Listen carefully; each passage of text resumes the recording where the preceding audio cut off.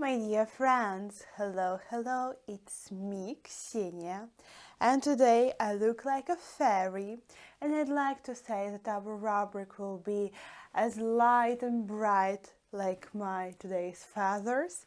My dear friends, it won't be because we're gonna speak about case plus preposition. And your friends, those combinations can never be light and bright. Yeah. My dear friends, this topic is really important, and that's why, if you are ready for this topic, let's start this video, right?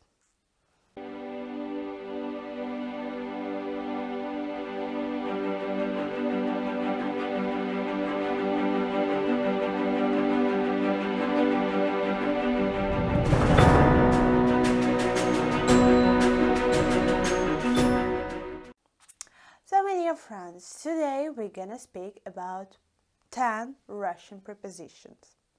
In my video about cases, we spoke with you about situation when we don't need to put preposition.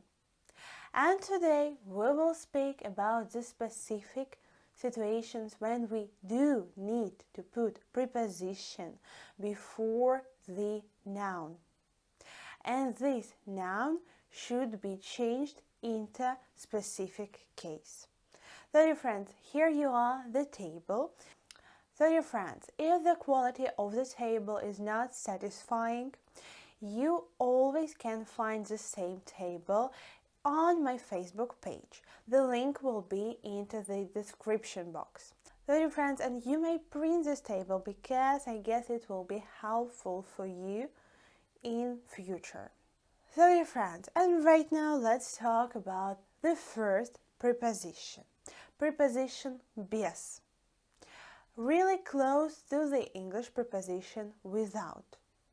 In Russian language we use this preposition with genitive case. So after this preposition the noun will be in nominative case. So yeah, dear friends, we usually use preposition and after it, not before, goes noun. And this noun should be changed into the following case. For example, here it will be genitive. And friends, the situation when we use без is following. We use без to indicate the absence of someone or something. For example, without scarf, без шарфа. So friends, that's actually it for без. It's the main situation when we use this preposition. And I really recommend you try to use it only right now in this situation. Do not think about some other positions. The next preposition will be for you preposition dlya. We use this preposition with genitive case once again. And this preposition really close to the English preposition for in some of the meaning of this preposition in English. So the situation when we use dlya. The first situation is to indicate somebody or something that gets benefits. For example, flowers for mom. Цветы для мамы. Цветы для мамы. So we see somebody who gets benefits. It's our mom, right? The next situation. To indicate what for somebody or something is needed. For example, mascara for lashes. Тушь для ресниц. What for? Для ресниц. And the last situation for dlya will be to indicate the purpose of action. For example, did it for pleasure. Сделал для удовольствия. What for you did it? For pleasure, для удовольствия. The reason, the purpose of the action. Dear friends, the next preposition which we're gonna speak about will be preposition до. We use this preposition with genitive case. This preposition will be close to the such prepositions in English like till or to.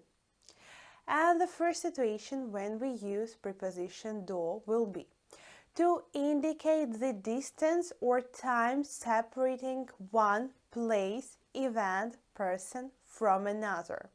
For example, from Moscow to St. Petersburg. От Москвы до Санкт-Петербурга. And here we have this distance, right? The next situation when we use preposition do will be to indicate the limit of something.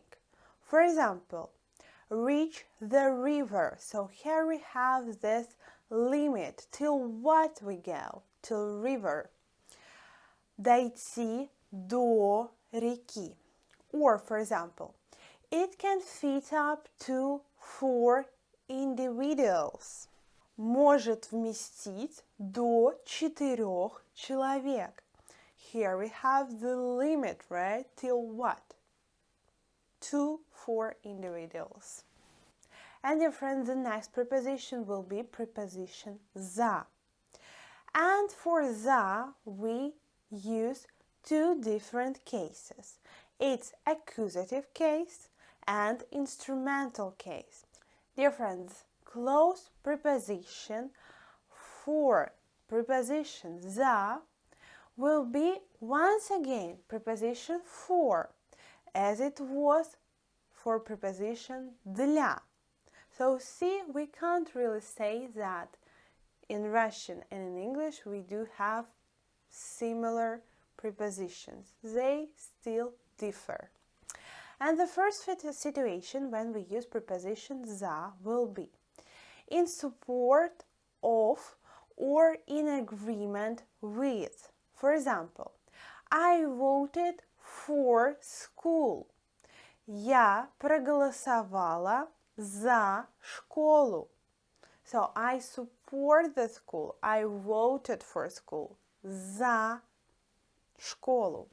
So, dear friends, and for those situations, right now we use accusative. I read situations for accusative. The next situation will be to say whose responsibility something is. For example, responsible for the safety. Ответственный за безопасность. Here we have preposition за. The next situation will be to show the reason of the action. The reason, not purpose. And friends, if you're right now thinking what's actually the difference between purpose and reason, I actually also was thinking about it when I was getting ready this lesson. And here you are, this philology note. Dear friends, the reason shows us why you did something, why you decided to do it. So actually, reason goes first. We decided to do something, and it's our reason. But purpose, it is what we are waiting from this, what for we do this, what we are trying to get from something. This is the purpose. And now let's go back to the examples. So we use за to show the reason of the action. And look at the example. To love for money. Любить за деньги. So here we do this. Why we do this? To get the money. Not what for we do this. We are not loving because of money.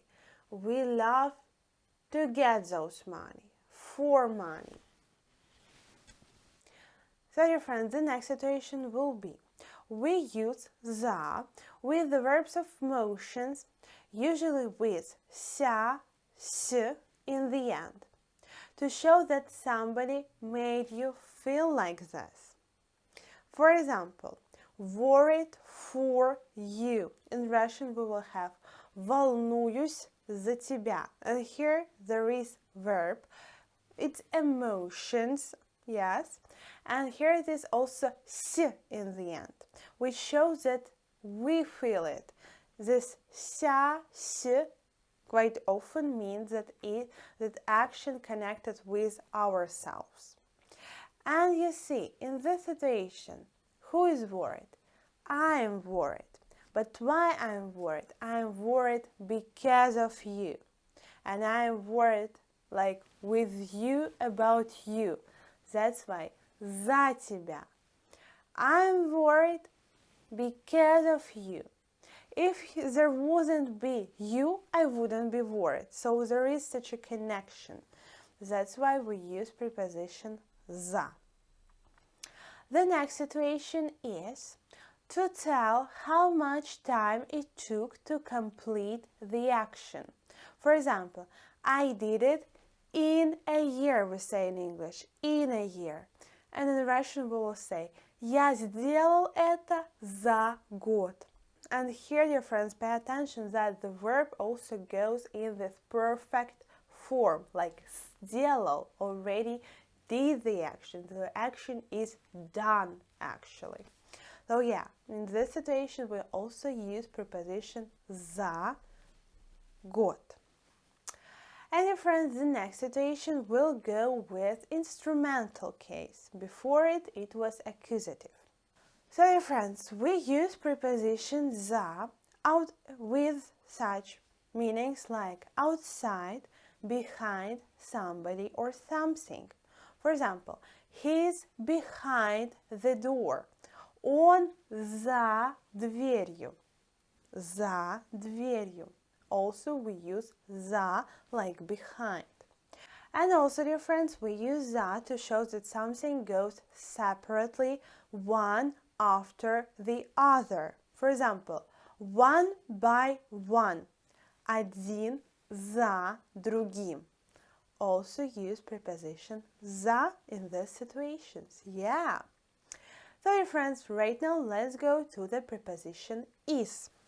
Dear friends, we use preposition is with genitive case, and this preposition is close to the English preposition from.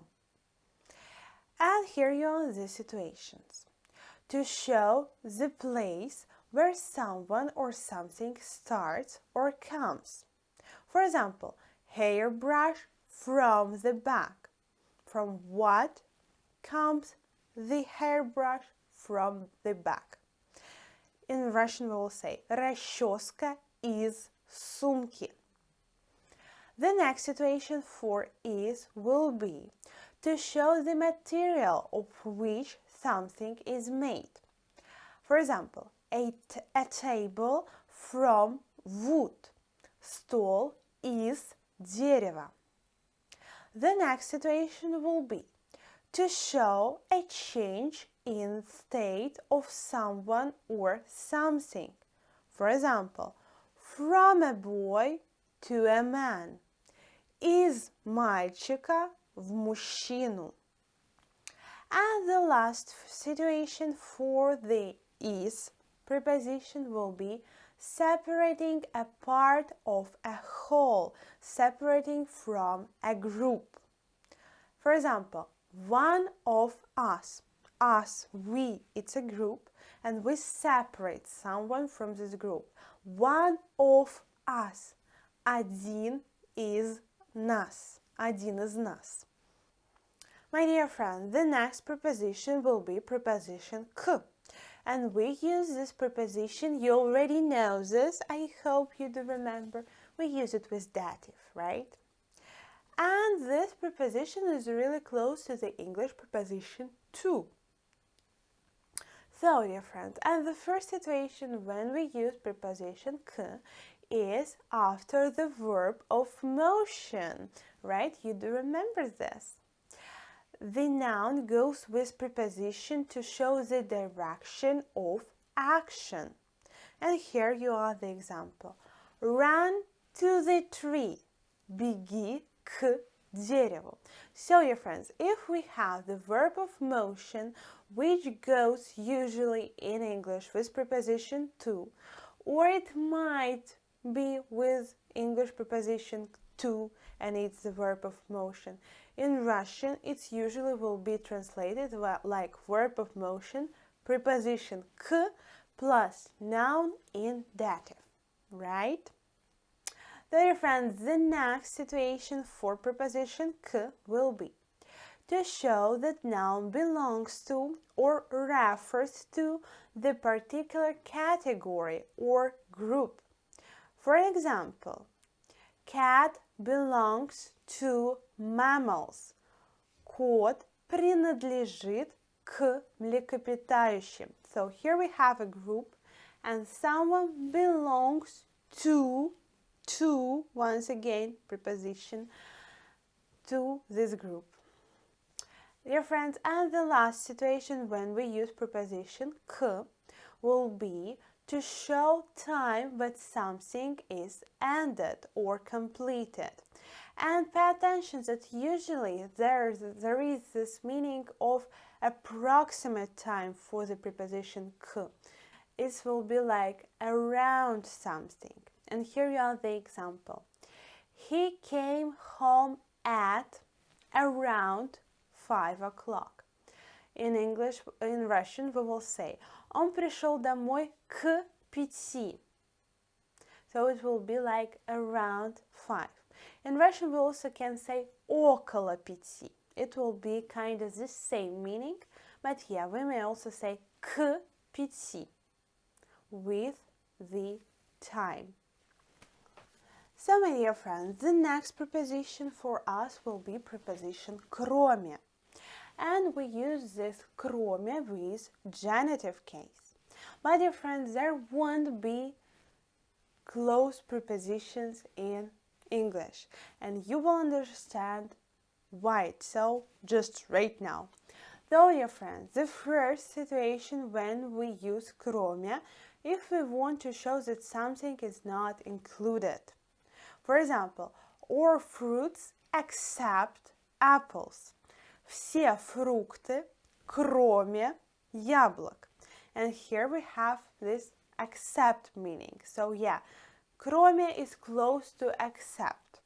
But dear friends, here we have the second situation and everything will be vice versa.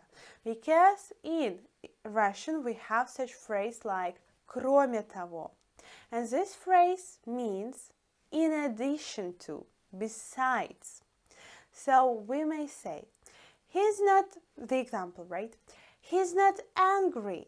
Besides, it's not your fault. And in Russian we will say, он не злится. Кроме того, это не твоя вина. Кроме того, besides. So yeah. Alright, dear friends, now let's go to the preposition v.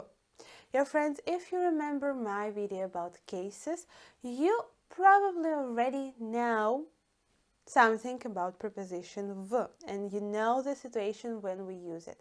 But now let's remember all this information, because you know, in Russian, it's really important to repeat something, because information is not the easiest one, right? So, dear friends, preposition v in Russian might be used with accusative or prepositional. And when we use each of case really depends on the meaning of the sentence. It depends on what we really want to say. So preposition v is close to the English preposition in. And if we want to show the direction of something or somebody, there is a verb of motion in the sentence, we use v with accusative case. For example, put the phone in the pocket. Положи телефон в карман. So here we have the direction, and here we have the verb of motion put. So yeah, there is action in this verb. We do need to move to do this action. And that's why it will be preposition v with accusative case. So v, karman, karman goes in accusative case. My dear friends, if we have kind of the same situation, but we wanna say about location, in this situation there will be prepositional case. In this sentence, there should be no verbs of motion. So here you are the example. The phone is in the pocket.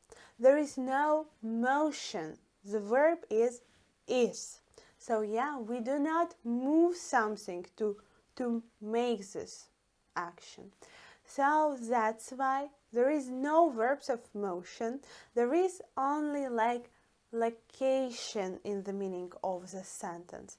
That's why we use preposition v with noun in prepositional case. Телефон в кармане. And here we have ending е в кармане, which shows that it's prepositional already.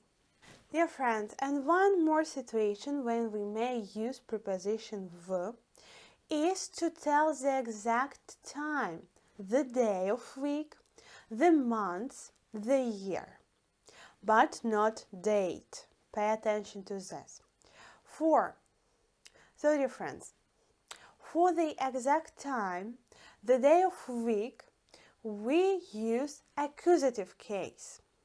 But for months and years, we use prepositional case. And here you have the example. In English, we will say, we met in 1981 in February on Monday at 5 o'clock. So yeah, we use different prepositions with the time in English. In Russian, for all of those situations, we will use preposition в.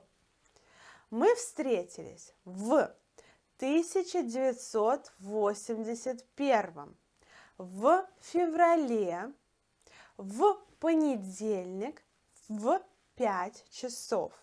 And here word понедельник в 5 часов goes in accusative, but в 1981 and в феврале goes in prepositional. So yeah, dear friends, pay attention to this.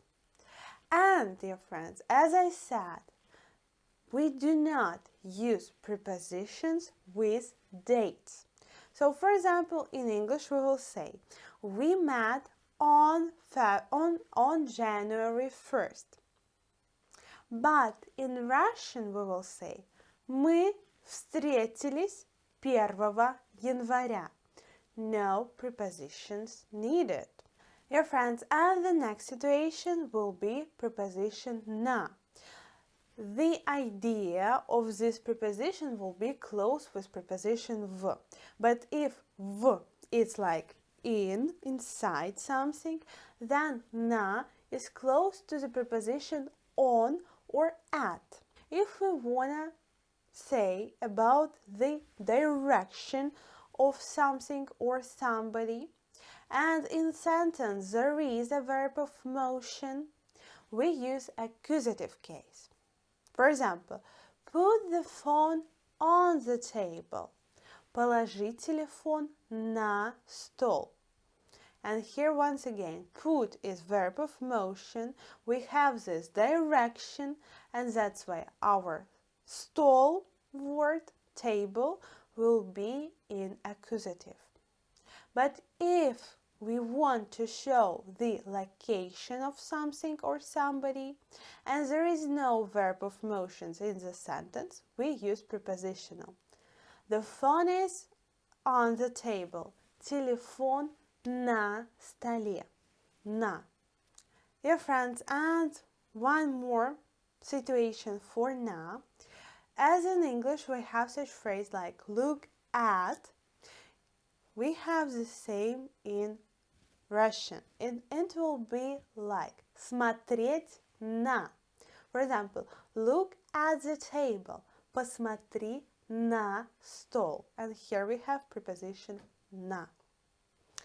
Dear friend, the last preposition for today will be really easy. It will be preposition мезhdu. Мезhdu we use with instrumental case. And this preposition finally is the same, not close, but the same with English preposition between. And here you are some examples to make sure that they are really the same. For example, a wrinkle between the eyebrows. Морщина между бровями. Между бровями. And бровями goes in instrumental. Or, cat wants to keep it between us. Such a phrase in English, also translated the same in Russian. Катя хочет, чтобы это осталось между нами. Между нами. So dear friends, that's actually it for today's video. It wasn't long, I hope. It was maybe a little bit fast, dear friends, but this information is kinda, what you may take, learn and use. And that's actually it. There is no need in long explanations. So dear friends, I gave you the most popular examples of using the most popular prepositions. I choose 10 of the most popular prepositions and give you the most popular situations of how to use it. Is there more situation for each of these verbs to use in Russian? Yes, dear friends, but they are already not close to English situations, firstly, and secondly, those situations will be quite rare and they will be hard for you right now to learn because in these situations this preposition plus noun will sound really Russian, I would say. So if you are not Russian and you only start, it will be really hard for you to understand the idea in general, why we say like this phrase with this preposition. So right now the most clear situations that was useful. And yeah, dear friends, I hope that you liked the idea of this video, because if you do, I will film for 10 more prepositions which are also really popular in Russian. And yeah, dear friends, to make me sure that you like the video, to say thank you, you may press all the buttons. I hope you do know what to press. And yeah, friends, leave comments, chat with me, follow my Facebook page because there we met quite more often. And yeah, friends, I love you very much. And the last thing which I'd like to say, maybe you are interested, Ksenia, why once again there is a new decoration around you?